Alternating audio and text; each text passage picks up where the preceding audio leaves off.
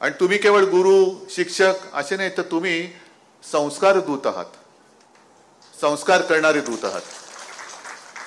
आणि मला आठवत आहे, मी आता येताना विनायक राऊतना सांगत होतो की पिढ्या पुढे जात आहेत. आता सुद्धा तुम्ही एक जी खंत व्यक्त केली की मराठी शाळा बंद पडतायत, हे दुर्दैव आहे.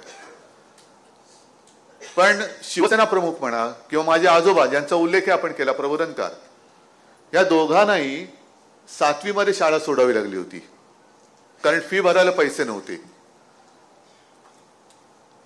आणि शिवसेना प्रमुख काय, माझे आजोबा काय, शाळेचं शिक्षण पूर्ण करू शकले नाही म्हणून कुठे अडले नाहीत. ते त्यांच्या जोरावर एक हरहुन्नरी असते. माझ्या आजोबांचा व्यासंग तुम्हाला काही जणांना कल्पना असेल. शिवसेना प्रमुख तर काय वेगळं सांगण्याची गरजच नाही. म्हणजे शाळे वाचून त्यांना कुठे अडचण आली अशातला भाग नाही, म्हणून शाळेत कोणी जाऊ नका असं माझं म्हणणं नाहीये. पण आजोबा जे मला सांगायची आठवण आम्हाला, कारण त्यांनी त्यांच्या जीवनगाथेत लिहिलं सुद्धा असेल की एकदा त्यांच्या शिक्षकांनी त्यांच्या आईना बोलवलं आणि सांगितलं की मुलगा जरा गणितामध्ये कच्चा आहे, जरा घरी तयारी करून घ्यावी लागेल. आणि मी का पूर्ण माझ्या घराण्याचा इतिहास नाही सांगत. आजोबांची आई, आजोबा कसे होते काही जणांना माहिती आहे, माझे वडील तर माहिती आहेत, मी पुन्हा सांगण्याची गरज नाही. आणि आजोबांची आई सुद्धा ही तशीच होती. तिने ताडकर त्या मास्तराला सांगितलं, अरे मास्तरा, आम्ही शाळेत धोंडा पाठवत असतो, त्याला शेंदूर फासायचं काम तू करायचं असतंस. जर तेही काम आम्ही करायला लागलं तर तुझी गरज काय. याचा अर्थ असा की शाळेमध्ये जी काही मुलं येतात त्यांना घडवण्याचं काम, बिघडवण्याचं काम आम्ही करतो. असं मी नाही म्हणत, काही राजकारणी करत असतील, पण घडवण्याचं काम हे तुम्ही करायचं असतं. त्या वयामध्ये त्याला एक जो काय आकार उकार द्यायचा, हा जर का त्याच्यावरती नीट पैलू पाडले गेले नाहीत तर मग काय देशात अंधाधुंद द्यायची आता चालली तशी. अंधाधुंद करायला वेळ नाही लागत, पण शिस्तीमध्ये एक एक पाऊल पुढे टाकायचं. आता शिक्षण क्रमामध्ये मूलाग्र बदल केला पाहिजे. म्हणजे नेमकं काय केलं पाहिजे, कसं शिकवलं पाहिजे. आता ते शिकवण्यासाठी पहिला तो अभ्यासक्रम ठरवणारा तज्ञ आपल्यामध्ये पाहिजे ना. आणि तो ठरल्यानंतर त्या शिकवणारे माणसं तशी तज्ञ आपल्याला हवीत की नकोत. पण शिकवणारा माणूस जर का तांदूळ निवडत असेल, निवडणुकीच्या ड्युटीवर तुम्ही लावत असाल, आणखीन काहीतरी करत असेल, आणि फावल्या वेळेमध्ये जर का शिक्षक म्हणून जात असेल, तो काय डोंबल्याचा अभ्यासक्रम बदला. जोपर्यंत तुम्ही शिक्षकांबरोबरची तुमची वागणूक बदलत नाही तोपर्यंत मला वाटत काय. शिक्षक म्हणजे काय कंत्राटी कामगार नाहीये. ज्या पद्धतीने आता तुम्ही चालले ना, मला तर धक्का बसला की शिक्षण क्षेत्रात मध्ये सुद्धा शिक्षक ह्या कंत्राटी पद्धतीने नेमला जातोय. कोण हे कंत्राटदार आणि कोणी कोणाला कंत्राट द्यायचं. आता सुद्धा ज्या काही गोष्टी बघतोय मी, सगळे आपण दरवेळेला कार्यक्रम असले का तिकडे छत्रपती शिवाजी महाराज आहेत, शाहू फुले, आंबेडकर, सावित्रीबाई फुले, या सगळ्या तसबिरींना आपण हार घालतो, त्यांची पूजा करतो. का? कारण त्यावेळेला ते तसे उभे राहिले. संपूर्ण समाज एका अंधारामध्ये असताना जर ही महापुरुषी झाली नसती तर आपण आज जे काय आहोत ते झालोच नसतो. मग असं म्हणायचं का की महापुरुष गेले कुठे, महापुरुषांचं युग संपलं की काय. आज आपल्यामध्ये तसा कोणी दिसत नाहीये. म्हणजे पु ल देशपांडेंच्या भाषेत बोलायचं तर धरावे असे पाय आणि हार घालावे असे गळेच दिसत नाहीत. धरावे असे गळे खूप दिसतात, पण ते धरता येत नाही ना, ही पंचायत आहे. अशी माणसंच नाहीयेत.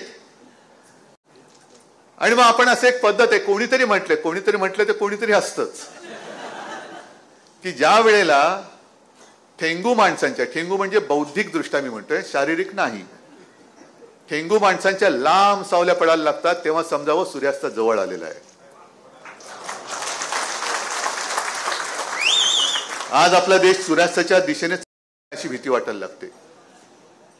कारण कोणता नेमका धर्म आपल्याला अपेक्षित आहे, कोणता देश आपल्याला अपेक्षित आहे, कोणती संस्कृती आपल्याला अपेक्षित आहे, काय कोणाचं काही कशाला पत्ता नाही. एका बाजूला तिकडे कुंभ चाललेला आहे, अनेक जण म्हणजे लाखो करोडच्या लोक संख्येने जात आहेत, कुंभामध्ये डुबकी मारून येत आहेत. ठीक आहे, मी परवाही म्हटलं, मी प्रत्येकाच्या भावना जपणं, त्याला कुठे धक्का मारायचा नाहीये, अजिबात नाही. ज्याला वाटतं तिकडे जाऊन पवित्र व्हायचंय जरूर व्हा. आमच्या पंतप्रधानांनी सुद्धा डुबकी मारली.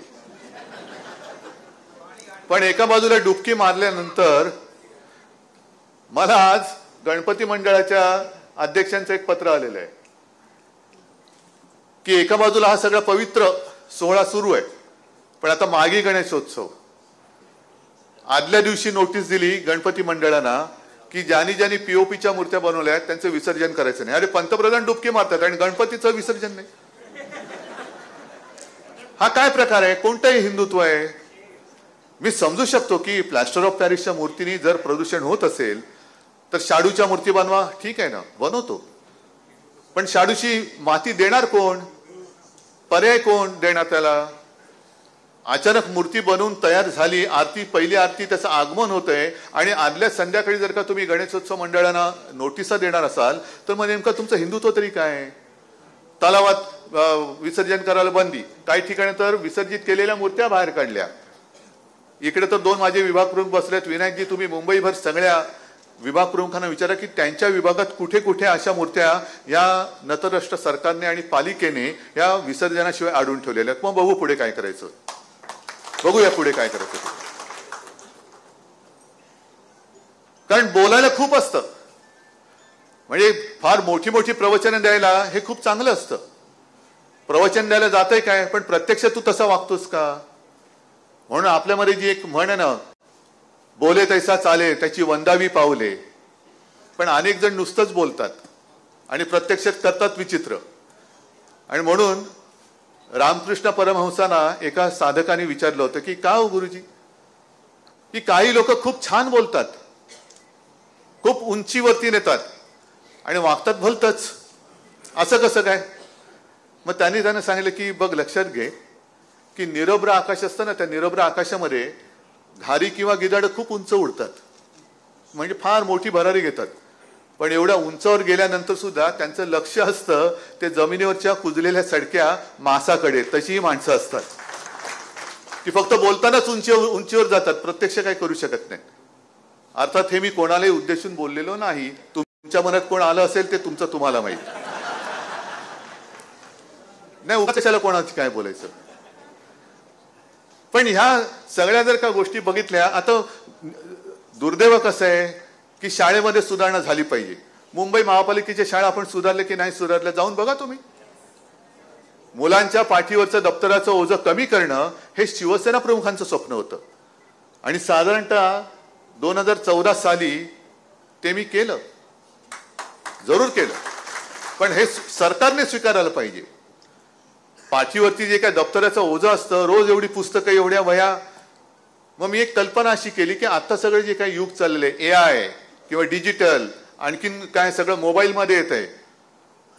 मग मी संपूर्ण अभ्यासक्रम जो आहे तो डिजिटल करून एका SD कार्डामध्ये दिला आणि तो टाकून त्या मुलांच्या हातात 8वी 9वी आणि 10वीच्या मुलांच्या हातामध्ये तो टॅबच दिला. त्याच्यामध्ये पाठ्यपुस्तकं आली, प्रश्नपत्रिका आल्या, ई-लर्निंग कोर्स आला. कारण ई-लर्निंग म्हणजे आज आता आपण म्हणतो की बऱ्याच वर्षांनंतर हा जसा कुंभ आलेला आहे 144 वर्षानंतर, तसे सगळे ग्रह एका रांगेमध्ये येतात. त्याच्यानंतर अमुक अमुक ग्रहाला एवढे चंद्र आहेत, अमुक ह्याला शनीला कसं कडं आहे, हे जर का आपण ॲनिमेशननी त्या टॅबमध्ये